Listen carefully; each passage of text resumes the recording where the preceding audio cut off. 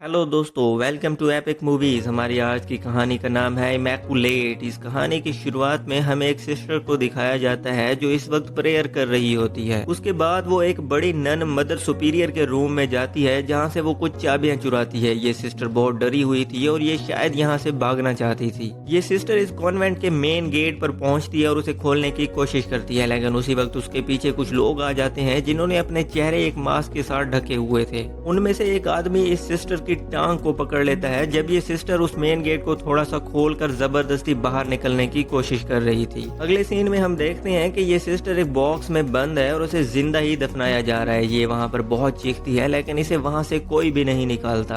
अब scene shift होता है और हमें सिस्टर सिसिलिया को दिखाया जाता है जो इस वक्त एयरपोर्ट पर थी और वो यूएस से इटली में एक कॉन्वेंट को ज्वाइन करने के लिए आई थी। सिस्टर सिसिलिया जब कॉन्वेंट में पहुंचती है तो हमें पता चलता है कि ये वही कॉन्वेंट है जो इस कहानी की शुरुआत में हमें दिखाया गया था। यहाँ पर इसकी मुलाकात मदर सुपीरियर के साथ होती है और उसके बाद सिस्टर इजाबेला से इसका रूम दिखाने के लिए जाती है जो इसके साथ काफी रूड बिहेव कर रही थी। सिसिलिया के रूम में पहुंचने के बाद इजाबेला से कहती है कि नन बनने के लिए अपनी कस्में लेने से पहले तक का वक्त तुम्हारे पास है। तुम यहाँ से वापस जा सकती हो लेकिन उसके बाद तुम यहाँ से वापस नहीं जा पाओगी। सिस्टर सिसिलिया उसे कहती है कि मैं यहाँ रहकर काम करना चाहती हूँ। उसके बाद सिसिलिया की मुलाकात सिस्टर ग्वेन के साथ होती है और इन दोनों की आपस में अच्छी बनने लगती है। शाम के वक्त सिस्टर सिसिलिया को उसकी कस्में लेने के लिए बुलाया जाता है। वहाँ पर उसकी मुलाकात फादर टिडेशी से होती है। फादर टिडेशी और कोई नहीं बल्कि हमारे मनी हीस्ट वाले प्रोफेसर होते हैं और सिस्टर सिसिलिया को यहाँ आने के लिए भी प्रोफेसर साहब ने ही टिकट दी थी। अब कस्में लेने में भी प्रोफेसर सिसिलिया की मदद करता है और उसके बाद आपस में ये लोग कुछ बातें करते हैं जिसमें प्रोफेसर सिसिलिया को बताता है कि मैं पहले बायोलॉजी में काम किया करता था, उसके बाद मैंने अपने आप को इस कॉन्वेंट के लिए डिवोट कर दिया और यहाँ आकर फादर बन गया।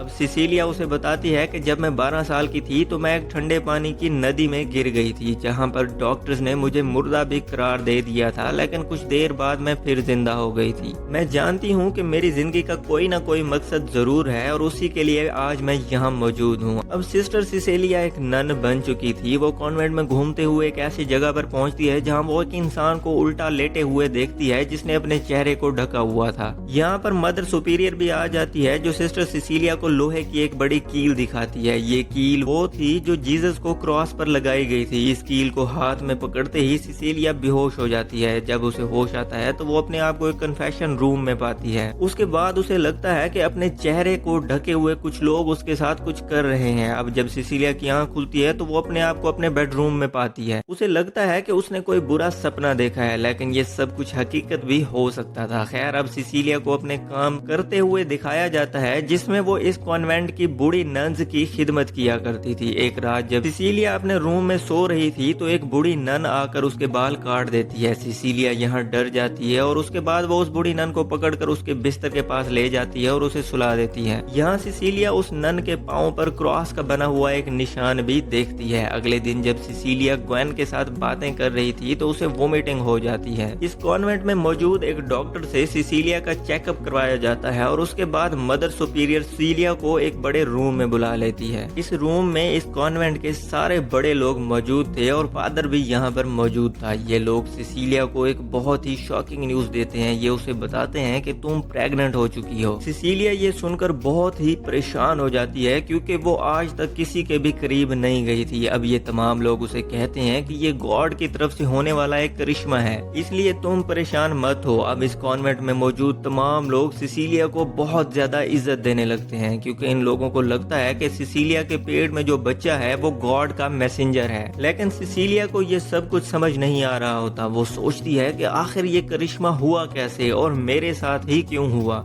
सिस्टर इजाबेल सिसिलिया के साथ होने वाले इस करिश्मे की वजह से बिल्कुल भी खुश नहीं थी और एक दिन तो वो उसे डुबा कर मारने की कोशिश भी करती है, लेकिन वहाँ पर दूसरी नंद आ जाती हैं और सिसिलिया की जान बचा लेती हैं। अब सिसिलिया का चेकअप किया जाता है और उसके पेट में मौजूद बच्चा अभी भी ठीक था। इतना सब होने के बाद सिसिलिया इन लोगों से कहती है कि मुझे एक रियल हॉस्पिटल में जाना है, लेकिन यहाँ पर प्रोफेसर उसे कहता है कि इस हाल में बाहर जाना तुम्हारे लिए ठीक नहीं है। तुम सबसे ज्यादा सेफ इसी जगह पर हो, और मैं तुम्हें यकीन दिलाता हूँ कि फिर कभी भी तुम्हारे साथ ऐसा कुछ नहीं होगा। अगले सीन में हम देखते हैं कि सिस्टर एजाबेल इस कॉन्वेंट की छत से गिरकर मर चुकी थी। ये सब कुछ सिस्टर सिसिलिया भी देखती है और यहाँ पर हमें समझ आ जाता है कि इस कॉन्वेंट में कुछ न कुछ गड़बड़ तो जरूर है, और इस गड़बड़ का सिस्टर सिसिलिया को भी अंदाजा हो चुका था। अगले दिन सिस्टर ग्वेन भी बोल पड़ती है। वो सबके सामने कहती है कि इस कॉन्वेंट के बड़े लोग कुछ न कुछ दबाने की कोशिश जरूर कर रहे हैं और कोई भी इन लोगों के खिलाफ आवाज नहीं उठा रहा। यहाँ पर भी प्रोफेसर अपने एक साथी के साथ आता है और सिस्टर ग्वेन को पकड़कर अपने साथ ले जाता है।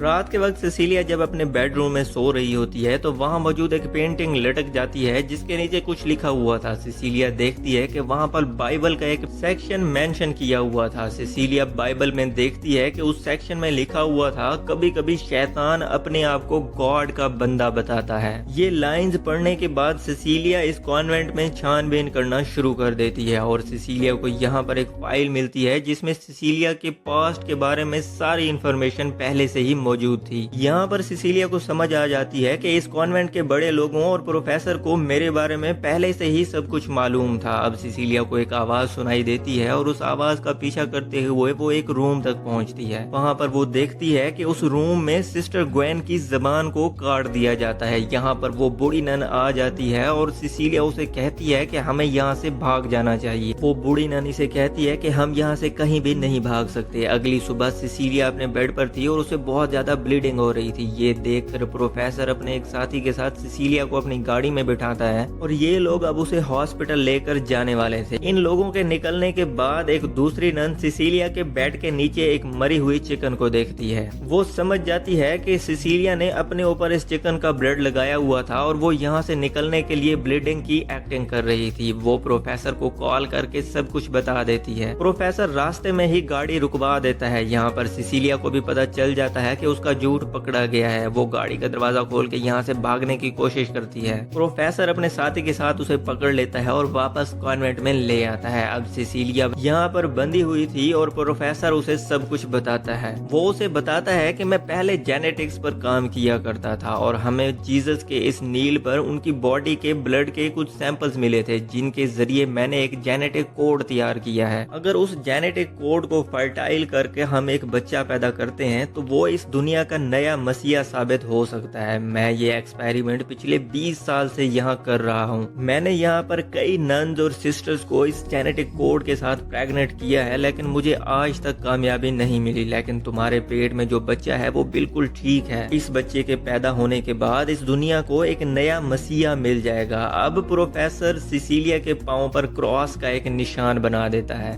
अब सिसिलिया को समझ आ गई थी कि जब वो बेहोश हुई थी और उसे लगा था कि वो ख्वाब देख रही है, लेकिन तब ये सब कुछ इसके साथ हकीकत में हो रहा था। अगले सीन में हम देखते हैं कि वो डॉक्टर सिसिलिया का चेकअप करने के बाद रूम से बाहर जाता है और यहाँ पर मदर सुपीरियर होती है। सिसिलिया एक बड़े क्रॉस के साथ मदर सुपीरियर पर हमला करके उसे मार डालती है। अब सिसिलिया यहाँ से निकलने की कोशिश कर रही होती है और उसकी डिलीवरी का टाइम भी आ जाता है, लेकिन सिसिलिया आगे बढ़ती है और वो इस कॉन्वेंट के बड़े फादर को देखती है। जैसे कैसे करके सिसिलिया उस बड़े फादर को भी खत्म कर देती है। उसके बाद वो प्रोफेसर की लैब में जाती है और वहाँ पर बहुत सारा पेट्रोल डालकर आग लगाने वाली थी, लेकिन प्रोफेसर भी वहाँ पर पहुँच जाता है। यहाँ पर इन दोनों के दरमियान हाथापाई हो जाती है और जैसे कैसे करके सिसिलिया इस लैब से बाहर निकलती है और प्रोफेसर को इस लैब में ही बंद करके आग लगा देती है। अब सिसिलिया इस कॉन्वेंट से निकलने के लिए इस कॉन्वेंट में नीचे बनी हुई गारों में पहुँच जाती है जहाँ वो बाहर जाने का रास्ता ढूंढ रही होती है।